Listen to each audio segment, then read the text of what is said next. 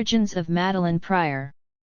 Madelyne Pryor is Cyclops' first wife, Cable's mother, and a clone of Jean Grey created by Mr. Sinister. After Cyclops abandoned her and her son, she was tricked and seduced by demons to harness great demonic power.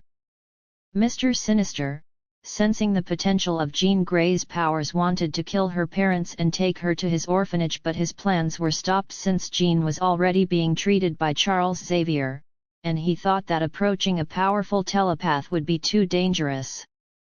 Although, he was able to take a blood sample from her. With the blood sample Sinister took, he cloned Jean Grey, and Madelyne Pryor was born. When the clone reached puberty, she didn't manifest any mutant ability, so Sinister was disappointed. When Jean Grey died on the moon, the Phoenix Force returned to Earth and entered Madelyne's body since it was looking for Jean's genetic material. Sinister, seeing that his creation was finally reaching the potential he always hoped for, gave her the name Madelyne Pryor and created a background for her that consisted of her being a pilot and the only survivor of a plane accident.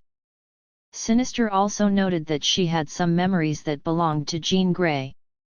Sinister was obsessed with the Summers lineage, so he placed her to work for Philip Summers at his airline, knowing that one day she would meet with Scott Summers and inevitably fall in love since she was identical to Jean, and she had some memories of her. One day, when Corsair returned from space, he took both of his sons to go see their grandparents in Alaska. Madelyne was sent to pick them up. Scott was shocked. She looked just like his deceased girlfriend. Since they were both naturally attracted to each other, they started a relationship. Scott noted some strange things occurring, like her knowing what his favorite breakfast was, and more shockingly, that the day she had her plane accident was the very same day Jean Grey died. Scott told her about Jean. She became insecure, wondering if he was in love with her face or in love with the person she was. But when Scott told her that he was a mutant, she began trusting him. She was introduced to the rest of the X-Men when she went to Japan with Scott to attend Wolverine and Mariko's wedding. When Corsair was ready to leave for space with the Starjammers again, he asked Scott to join him as a space adventurer.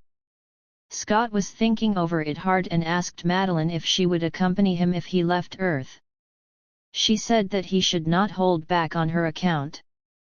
Scott soon asked her to marry him and finally decided not to leave Earth. Mastermind was following them because he wanted revenge on what the Phoenix had done to him. Using his illusions, he made Scott doubt even further, to the point that he asked Madelyne directly if she was Jean Grey reincarnated. This obviously made Maddie angry and sad. As she ran off, Scott followed her and Mastermind made him believe he was pushed back by a force blasted from the Dark Phoenix. The battle extended to the Xavier Institute, but the ploy was finally discovered by Cyclops, and Mastermind was defeated.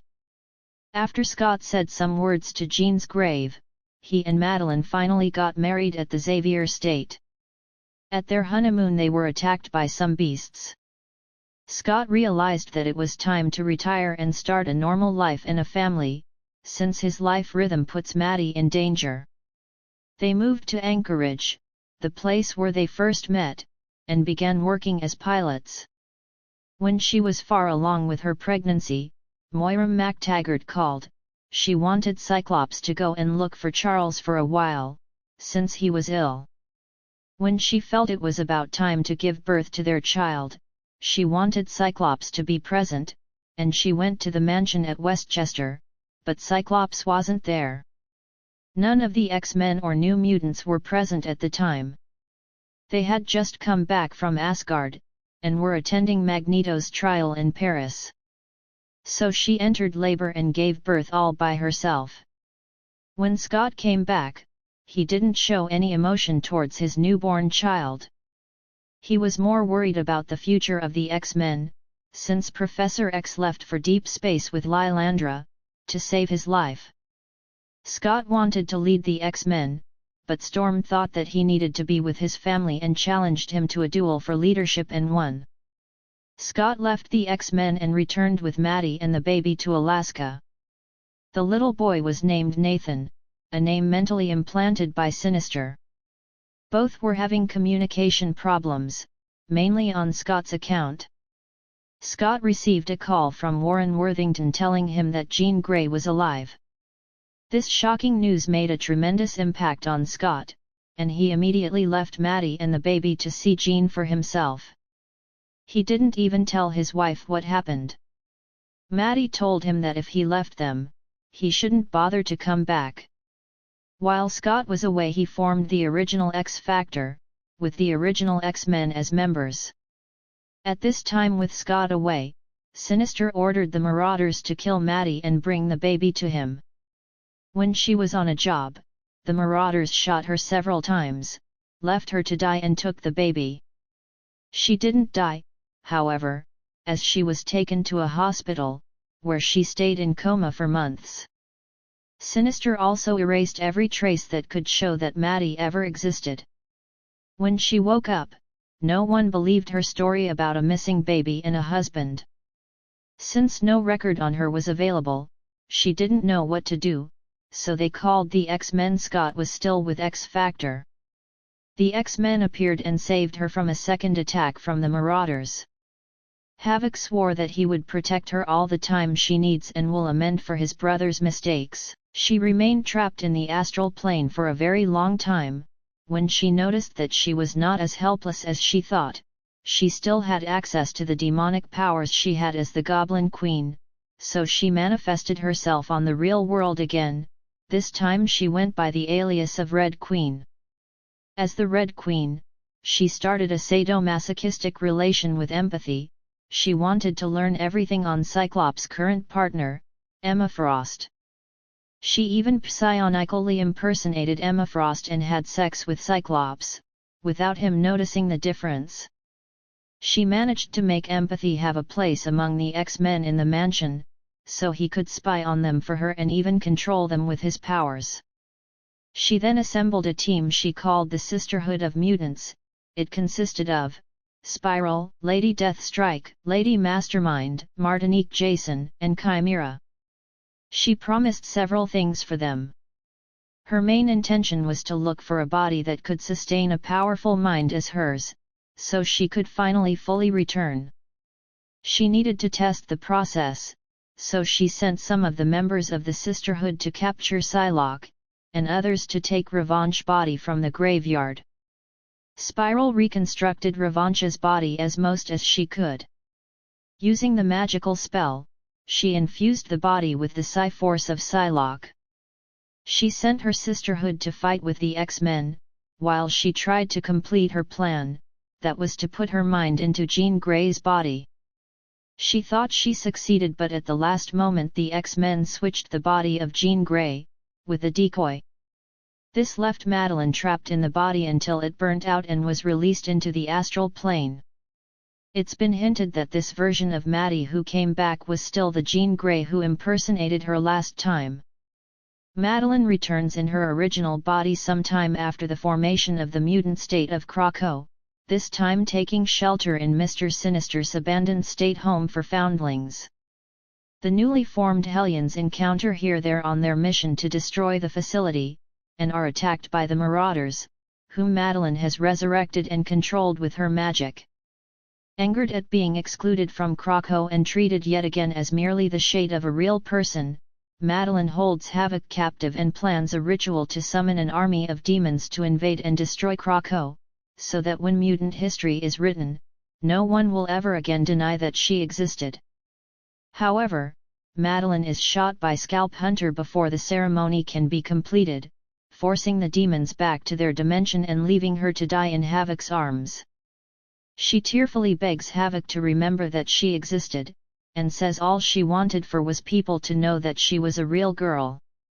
Havoc and Cyclops later request that Madelyne be resurrected by the Five, but after debating the issue, the Quiet Council decides against resurrecting Madelyne, as she was a clone of Jean and they do not want two of the same person on Krakow at the same time. Havoc angrily insists that Madelyne was a real person who mattered, but Cyclops explains that there is nothing more that could be done for her.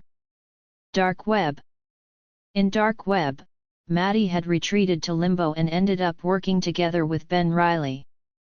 They bonded over being clones and wanted to get revenge for how they were wronged. Maddie unleashed a demon army on Manhattan, which attracted the attention of the X-Men. Maddie ended up trying to use Cerebro to access Jean Grey's memories, as she wanted the memories she had missed out on with her son. The two ended up fighting, but Jean eventually allowed Maddie to have the memories she wanted. After she helped stop the demon army and Ben Reilly, Maddie became Queen of Limbo and had a Limbo embassy right in Manhattan. Fall of X. Maddie became the leader of the Dark X-Men, intending for the team to act in the X-Men's place and help mutants while everything with Orchis was going on. She recruited Havoc, a mutant named Faint Carmen Cruz, M-Plate, Azazel, Gambit, Archangel, Maggot, and Zero to the team. Powers and abilities. As a clone of Jean Grey, Madelyne Pryor also possessed mutant abilities of telekinesis and telepathy. These powers remained latent while she was believed to be a baseline human, but later manifested in ways that Jean's never had.